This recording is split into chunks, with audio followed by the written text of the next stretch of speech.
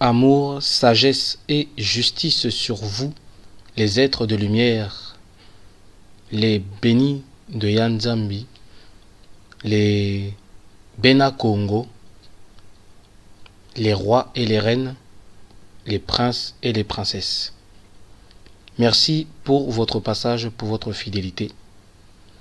Donc, nous allons répondre à la question de est-ce que Né Mwanda Semi, ce qu'il a fait, est-ce que c'est bon ou pas?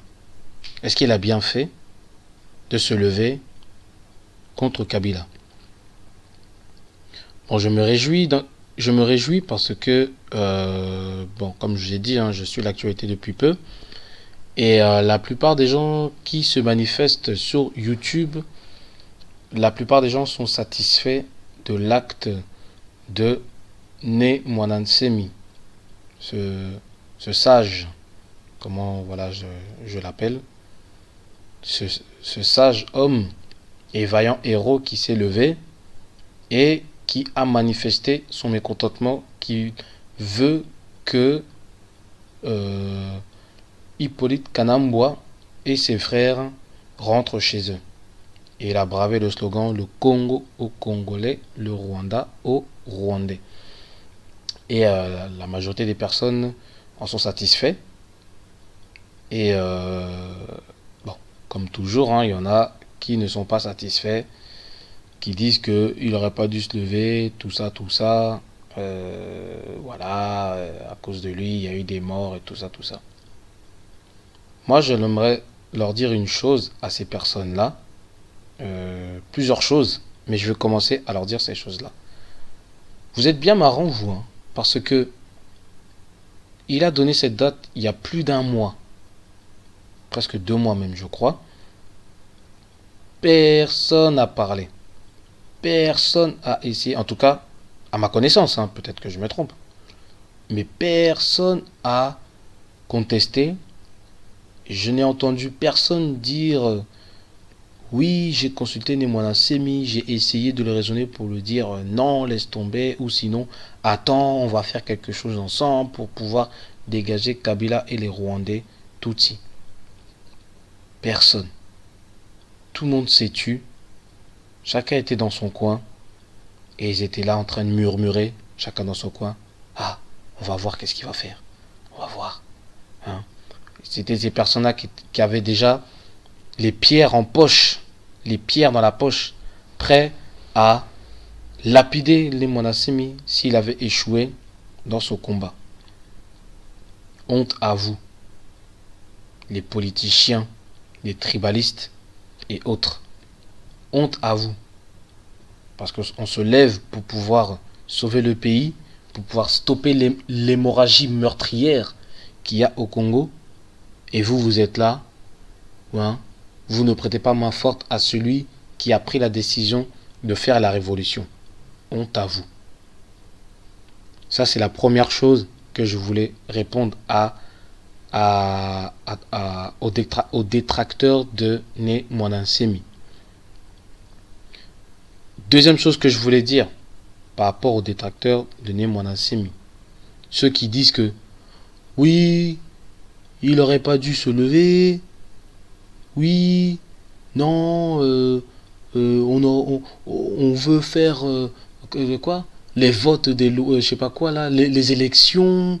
Non, on va se lever pour faire les élections, on va essayer de trouver des accords, tout ça. Bon, on sait déjà que vous êtes des collabos, d'accord? Que vous êtes en fait pour Kanambwa. Mais bon, comme vous vous appelez opposants, partons du principe que vous n'êtes pas des collabos de Kanambwa, même si on sait la vérité maintenant sur votre position. Mais on va partir du principe que non, vous êtes vraiment des opposants de Kanambwa et que, voilà, vous voulez le dégager, mais de manière diplomatique, de manière, voilà, on va procéder de manière, comment dire, pacifique, voilà, on va procéder de manière pacifique, de manière diplomatique, pour que Kanambwa, il sort, genre, tranquillement du pays, il nous laisse tranquille.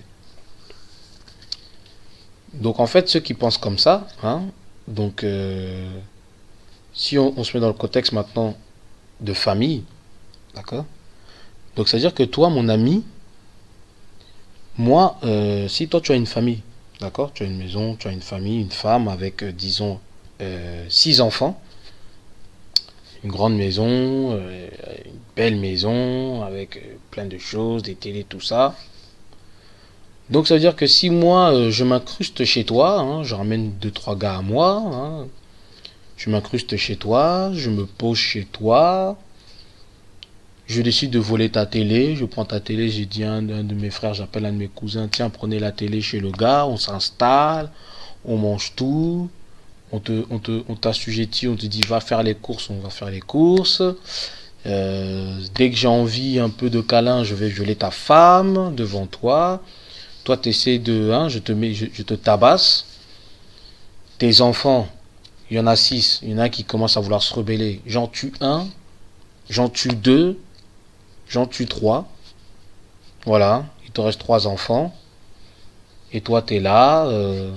Il y a un frère à toi qui essaie de riposter, de venir. Je le tue. Je continue à violer ta femme. Bon, si tu as une petite fille aussi parmi les enfants, je la viole aussi. Je fais tourner à mes frères. Excusez-moi, hein, je suis très brutal, hein, très grossier, mais voilà. Pour vraiment vous mettre dans le contexte. D'accord? Voilà. Je fais toutes ces atrocités-là devant toi. Et toi, la chose que tu as idée de faire, c'est que oui, non, monsieur, on va s'asseoir, on va essayer de discuter. Hein, voilà, ce que vous faites, vous violez ma femme, vous savez, vous prenez mes télés, vous mangez toute la nourriture, vous êtes chez vous, quoi, hein, monsieur, vous êtes chez vous. Donc nous, on propose de vous faire, c'est, on va essayer de voter. Est-ce que vous, hein, avec ceux qui sont là, est-ce que vous pouvez vous rester ou vous partez? Parce que ça en a un peu trop, quoi. Hein, monsieur? Ben, je préfère vous dire que ben, si vous êtes comme ça, ben, j'aimerais bien venir chez vous. Hein. Moi, je vis dans mon appart. Bon, j'ai un peu du mal à des fois, à joindre le debout. Mais si je peux trouver une maison comme ça où je peux m'installer et manger à ma faim, à ma guise, et voler les sous, et me mettre bien, hein, j'ai ma femme, mais si je peux aussi avoir d'autres femmes, hein, notamment la vôtre, ben j'aimerais bien m'installer chez vous. Hein, c'est vraiment Club Med chez vous. Hein. Non mais il faut arrêter vos bêtises quand même, soyons un peu sérieux. Soyons un peu sérieux. Hein. Arrêtez. Arrêtez. Il y a des gens qui viennent squatter chez vous et vous là, non, non, on essaie de manière diplomatique. Est-ce que vous pouvez sortir s'il vous plaît, quoi? Merci, au revoir. Et pourquoi pas le tapis rouge et les mouchoirs blanches pour dire, pour chanter ce n'est qu'un au revoir. Non mais arrêtez, soyez un peu sérieux. Bien sûr qu'il faut se lever, qu'il faut faire la révolution. Bien sûr qu'il faut montrer que on n'est pas content, vous occupez notre territoire. Bien sûr qu'il faut sortir les crocs, il faut sortir les griffes, il faut montrer sa détermination, comme quoi on n'est pas d'accord. Et s'il faut dégager la personne par la violence, on dégage la personne par la violence. Non mais qu'est-ce que c'est? Non mais j'hallucine. Les gens ils veulent agir par diplomatie. Non mais arrêtez quoi. Non, vous êtes sérieux vous? Non mais... Oh. Eh, vous croyez qu'on est chez Walt Disney ou quoi là? Hein? À coup de baguette magique, bibidi babidi boum, et l'ennemi va partir comme ça. Mais si c'est vraiment le cas, ben faites le bibidi babidi boum, sortez vos baguettes magiques et virez Kanamboa. Pourquoi vous le faites pas? Oh, faut vous réveiller, hein, mes bien-aimés. Hein. Oh, mes frères, vous êtes mes frères, je vous aime, mais franchement, faut que vous sortez de votre imbécilité. Hein. Pour ceux qui sont dans le christianisme, là, hein, les Senko, les catholicismes et tout, là, et qui essaient d'agir de manière pacifique. Tenez, je vais vous donner un petit passage biblique hein, à méditer, pour voir hein, où est-ce que vous en êtes sur le plan spirituel, d'après la parole de Nzambi, et enfin, la parole de Nzambi, d'après la Bible, on va dire, hein, et on va voir si vous êtes dans le vrai ou pas, dans la vérité ou pas, d'accord hein, on va prendre tel passage, Luc chapitre 19, versets 45 à 48. Donc je lis. Donc on sait que c'est Isaïe, hein. Il entra dans le temple Et il se mit à chasser ceux qui vendaient, leur disant, il est écrit, ma maison sera une maison de prière, mais vous, vous en faites une caverne de voleurs. Il enseignait tous les jours dans le temple, et les principaux sacrificateurs, les scribes et les principaux peuples cherchaient à le faire périr, mais ils ne savaient comment s'y prendre, car tout le peuple l'écoutait avec admiration. On voit que là, voilà, ça c'est c'est une histoire, mais qui peut nous servir de parabole pour pour ce qui nous concerne, nous, hein, la situation au Congo. On dit il entra dans le temple. Et en parlant du temple, quand on voit au verset 46, on dit que c'est la maison, hein, la maison de prière. Ma maison sera une maison de prière. D'accord? Et vous, vous en faites une caverne de voleurs. Ça veut dire que le temple est représenté par la maison. Et la maison, dans la Bible, la maison représente la nation. Vous voyez? Ça représente la nation. Donc c'est comme si il disait que la nation de Yanzambi, qui est sa maison, est une nation de prière, est une maison de prière. Mais vous, vous en faites une caverne de voleurs. Donc la nation de Yanzambi est une caverne de voleurs. Il y a plein de voleurs qui sont là, des vautours, qui ont pris en otage la terre bénie de Yanzambi, hein, le Congo, et qui ont fait une caverne de voleurs, une maison de prostitution et consorts. Que ce soit sur le plan religieux, politique ou scientifique, hein, ces trois pôles-là ont été pris en otage et ils ont été prostitués. Sur le plan spirituel, on voit les églises partout. Quand vous allez là-bas au Congo, il y a des centaines et centaines d'églises dans la rue de Kinshasa. Sur le plan politique, toutes ces partis politiques, il y en a plus de 450. Vous voyez, ce sont des voleurs. Et sur le plan scientifique, ils ont volé la science. Ils ont volé la science. Je dirais même plus, ils s'en occupent même pas. Ils ont donné ça à l'Occident. Comme si c'était l'Occident, hein, les inventeurs, faut comment dire, ceux qui sont à l'auteur de la science. Alors que c'est pas vrai. Vous voyez? Ce sont des voleurs. Vous voyez? Mais quand Issa Congo, il entre dans le temple, symbole de la nation, qu'est-ce qu'il fait? Est-ce qu'il est venu, d'abord chercher à enseigner? En plus, on dit qu'il a enseigné, mais ça c'était après. Après qu'il ait fait quoi? Qu'il ait chassé ces vendeurs de pigeons et autres. Il chassait ceux qui ont fait de la maison de Yanzambi, cette maison de prière, une caverne de voleurs. Il a chassé ceux-là. Là. Vous voyez? Ensuite, quand il a purifié, quand il a chassé tout ça, c'est là qu'il s'est mis à enseigner. À enseigner tous les jours dans le temple, qu'on voit dans verset 47. Il enseignait toujours dans le temple. Et quand il enseignait dans le temple, les gens l'écoutaient avec admiration. Les gens peuvent l'écouter parce que le temple a été purifié, la nation a été purifiée. Mais là, dans la situation de l'urgence, toi tu vas vouloir enseigner. Parce que, je dis ça parce qu'en fait, j'ai vu une vidéo d'un Bouddha que j'honore, que je respecte énormément, et qui a dit que Nemwana Semi, ce qu'il a fait, c'est du zoba, c'est de la bêtise, que d'abord, il fallait avoir l'intelligence et d'abord enseigner les gens. Mais comment tu peux enseigner les gens dans l'état d'urgence? C'est comme j'ai pris tout à l'heure l'exemple de que moi je viens chez toi, je suis chez toi, et toi tu dis aux enfants restants, bon, je vais vous enseigner d'abord qu'est-ce qu'il faut faire, voilà, pour que le monsieur puisse partir. Non mais sérieux, franchement, un peu de sérieux s'il vous plaît. Tu es dans l'état d'urgence, on est en train de cambrioler ta maison, toi tu veux t'asseoir pour enseigner les enfants et la femme, les gens qui sont là. Non mais sérieux, tu viens, tu te lèves, tu fais tout pour chasser le gars, s'il faut même le tuer pour sauver ta famille et les meubles, tu vas tuer. Tu es en plus dans la légalité parce que tu es chez toi. Vous voyez? Tu es chez toi, le gars il est entré par infraction et il essaye de te piller et de vous faire du mal. Là, bien sûr que tu te défends.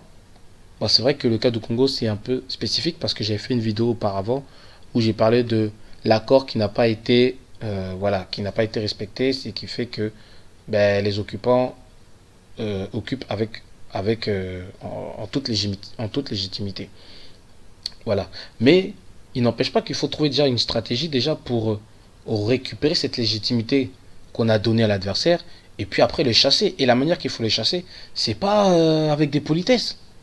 C'est de chasser de la manière forte parce que si vous essayez de chasser les Rwandais en disant s'il vous plaît, franchement, s'ils sortent, ils acceptent de partir, franchement, chapeau. Ah ouais, chapeau. Mais non, soyons un peu sérieux. Il faut montrer que non. Il faut montrer que vous n'êtes pas content, que vous n'êtes pas d'accord qu'ils soient là, qui occupent le territoire étranger. Il faut leur montrer avec la manière forte. Surtout qu'en plus, pendant des années, on a essayé avec diplomatie, ça ne marche pas. Donc là, il faut employer un autre moyen. Et là, on voit hein, que le Jésus, là, on va l'appeler Jésus, hein, le Jésus là, qui est là pour qui prône l'amour, aimez-vous les uns les autres. Là, dans le temple, il n'a pas manifesté la passivité. Hein. Oui, la passivité. Hein. Ah, il a sorti, regardez, on va prendre le même passage, mais dans Jean. Parce qu'on donne une précision, on donne un élément qui est encore plus fort. On prend dans Jean, chapitre 2, versets 13 à 17. Je lis. La Pâque des Juifs était proche, et Jésus monta à Jérusalem. Il trouva dans le temple les vendeurs de bœufs, de brebis et de pigeons, et les changeurs assis. Ayant fait un fouet avec des cordes, il les chassa tous du temple, ainsi que les brebis et les œufs et les bœufs. Il dispersa la monnaie des changeurs et renversa les tables. Et il dit aux vendeurs de pigeons, ôtez cela d'ici, ne faites pas la maison de mon père une maison de trafic. Ses disciples se souvinrent qu'il est écrit, le zèle de ta maison me dévore. Vous voyez qu'est-ce qu'il dit hein, Isaïe, hein, Jésus-Christ. Ôtez cela d'ici, ne faites pas de la maison de mon père, la maison de mon père, la maison de Hanzambi, la maison d'Israël, qui est le peuple, la nation. Ne faites pas de la nation de Hanzambi une maison de trafic, une nation de trafic. C'est une nation de trafic qu'il y a au Congo. C'est du n'importe quoi. Il y a la corruption, il y a la prostitution, il y a toutes ces choses-là qui sont représentées bibliquement par les vendeurs de bœufs, de brebis et de pigeons, et les changeurs assis. Vous voyez? Et quand Isaïe il a vu ça, regardez qu'est-ce qu'il est dit. Il trouva tout ça dans le temple, dans la maison de son père. Qu'est-ce qu'il a fait? Est-ce qu'il a fait un oh yeah, ce que vous faites c'est pas bien. Vous savez, il est écrit qu'il ne faut pas faire cela dans la maison de mon père, une maison de trafic. S'il vous plaît, prenez vos clics et vos claques et partez. Nous allons faire un accord, nous allons faire un vote. Est-ce qu'il a fait ça? Il a pris un fouet, regardez, verset 15, un fouet. Hein, le fimbu, comme on dit dans l'Ingala. Fimbu na fimbu. Il y a une chanson qui est connue là, les gens ont dansé ça là, hein, pour l'équipe nationale du foot. Hein, fimbu. Hein. Félix Oiseko a fait une chanson comme ça avec le fimbu. C'est le fimbu, il a pris ça. Et avec le fimbu, il a chassé ces trafiquants. Il n'est pas venu avec diplomatie, avec politesse. Il a usé de violence pour les chasser. Est-ce que vous comprenez? Et c'est comme ça qu'il faut agir. Et Nen Monasemi, c'est comme ça qu'il a voulu agir. Il a sorti son fimbu, le fimbu spirituel, pour chasser Kabila. Mais malheureusement, il n'a pas été soutenu. Vous voyez? Mais il y a aussi un autre problème, que j'ai dit tantôt bien sûr, et qu'il faut vraiment traiter ce problème-là, c'est le fait que ils sont venus, mais pas par effraction. Hein. Ils sont venus avec une légitimité spirituelle, hein, dans le spirituel. Hein. Vous voyez? Donc il faut traiter ça. Il faut traiter ça. Le problème est là. C'est pour ça qu'on a du mal à les chasser, alors qu'ils sont pas beaucoup. Nous, on est nombreux. Mais il y a quelque chose, il y a un blocage, en fait. Il y a un blocage à ce niveau-là. Et je pense, ça c'est mon avis à moi, c'est mon avis personnel, ça n'engage que moi, mais je pense qu'à cause de l'acte de notre père, Papa Kabila, notre défunt père et ex-président, il a fait. Vous voyez? Il faut réparer ça. Il faut réparer ce péché-là. Pour après être capable maintenant de chasser avec le fimbu les Rwandais, les Tutsis. Vous voyez? Donc, l'acte que Nen Monasimi a fait est un acte légitime. Enfin, est un bon acte. Dans le sens où c'est comme ça qu'il faut agir avec eux. Avec diplomatie, il faut employer la force. Vous voyez? Mais, voilà, ne pas oublier ce petit élément-là. Vous voyez? Parce que la solution à notre problème, d'après moi, viendra de là. Et quand on aura réussi à chasser les Rwandais comme Issaïa a chassé ces trafiquants, à ce moment-là, on peut s'asseoir et commencer à enseigner ceux qui sont là-bas dans le temple, dans la maison de Yanzambi, du Seigneur à Congo, ceux qui sont au Congo. Nous qui sommes dans la diaspora, nous ne sommes pas là-bas, donc nous portons la souffrance dans notre cœur, mais pas sur le corps, pas physiquement. Nous, on mange bien, on boit bien, on dort bien dans un lit confortable, même si c'est vrai que, voilà, on n'est pas... En tout cas, on a quand même un certain confort qu'il n'y a pas là-bas au Congo. Vous voyez? Donc, on ne peut pas traiter de la même manière les deux situations. Ceux qui sont dans la diaspora et ceux qui sont au Congo. Ceux qui sont au Congo, ils sont dans la combativité, dans la révolution. Nous sommes dans la révolution spirituelle et ils sont dans la révolution d'abord physique et après spirituelle. Parce qu'ils vivent des choses, des atrocités, il y a des morts à outrance là-bas. Il faut stopper ça, quoi. Il faut stopper l'hémorragie. Et comment stopper cette hémorragie-là? C'est qu'il faut faire user de violence. Est-ce que vous voyez? Donc l'acte de Némonassemi, d'après moi, pour moi en tout cas, et pour beaucoup de personnes, surtout de la diaspora, c'est un acte de bravoure. Et c'est un acte qu'il fallait faire. D'autant plus que, comme j'ai dit, dans une de mes vidéos, quand j'ai dit qu'il fallait soutenir le 7 août Némonassemi, j'avais dit que même s'il échoue, bon, on ne sait pas qu'il a échoué. Parce que là, à l'heure actuelle, on ne sait pas ce qu'il prévoit de faire. Il n'a pas encore perdu, il n'a pas encore capitulé. On ne l'a pas encore arrêté, on ne l'a pas tué. Il est encore là. On ne sait pas ce qu'il prévoit de faire. Tout en sachant qu'une guerre, comme j'ai dit, ou une bataille, ça ne dure pas un jour. Ça dure plusieurs jours jusqu'à ce que un des deux camps perd, un des deux camps gagne. Mais là, pour l'instant, il n'y a rien, c'est neutre. Il y a match encore. On ne sait pas ce qu'il prévoit de faire. Mais quand bien même, imaginons qu'il échoue, comme j'ai dit, qu'il échoue carrément, qu'il soit arrêté, qu'il soit mort ou quoi que ce soit, chose que je n'espère pas pour lui, mais admettons que ça arrive, ça va réveiller les consciences. Ça va réveiller d'autres vaillants héros, parce qu'ils vont voir que c'est le modèle. Il a essayé. Nous aussi, on va essayer, mais maintenant, on va utiliser une sagesse pour mieux combattre, parce qu'on a vu les erreurs peut-être de Némonassemi, mais peut-être que là où ce qu'il a fait, là où il a péché, nous, on va améliorer ça, mais on va se lever. Ça me fait penser à l'histoire de, pour ceux qui connaissent un peu l'histoire des esclaves et tout au Brésil, de Nganga Zumbu, hein, Zumbi dos Palmares, ce grand héros africain qui était un Congo, un Mukongo, hein, pour ceux qui sont tribalistes, hein, je le dis, c'était un Mukongo. Lui s'est levé et il a fait un quartier qu'on appelait Quilombo, là-bas au Brésil. Il y a une statue à son effigie. C'est un grand héros là-bas au Brésil. Un grand héros. Et lui, qu'est-ce qu'il a fait? Il s'est levé, il a combattu. Il a terrassé 25 fois les Hollandais et les Portugais. 25 fois les a terrassés. Après, son heure était venue, il a été attrapé, on l'a décapité.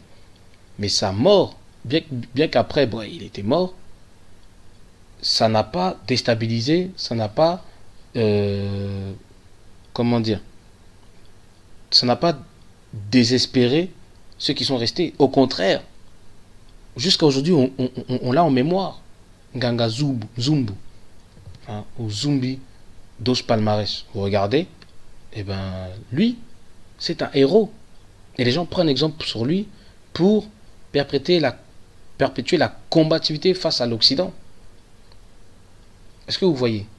Vous voyez ça comme une défaite ou quoi que ce soit, ou un échec? Non.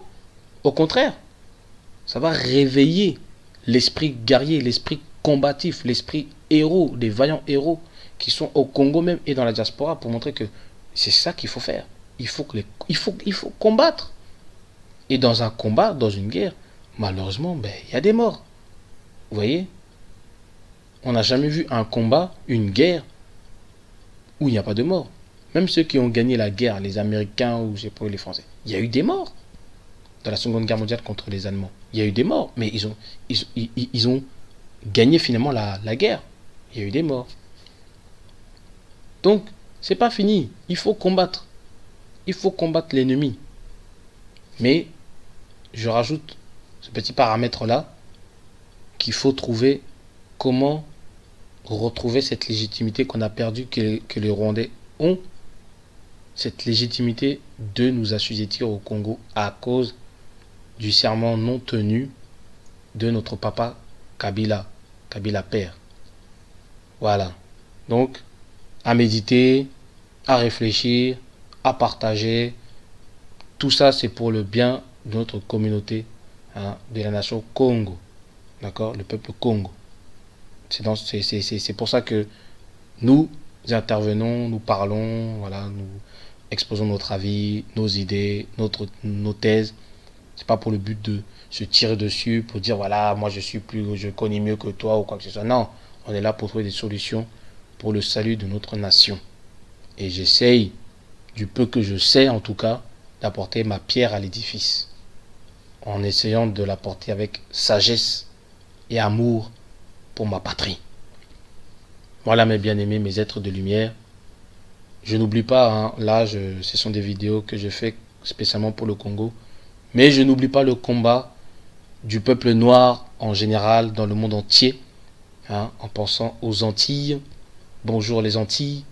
Amérique latine, à Cuba, aux États-Unis, République dominicaine, voilà, toute l'Amérique latine. La diaspora, nous aussi, nous avons notre combat, d'accord. Ceux qui sont en Asie, en Inde, en Chine et en Japon et partout ailleurs, et ceux qui sont en Afrique même, hein, au Sénégal, voilà, tous les peuples noirs dans le monde entier, je pense à vous. Bon, là, c'était vraiment des sujets spéciaux pour le Congo, mais je pense à tous les noirs en général. Nous sommes dans la même galère, dans la même merde, excusez-moi le terme, dans le même combat. Voilà. Soutenons-nous, aimons-nous les uns les autres. Voilà. Que nous ne le disons pas en parole, mais en acte.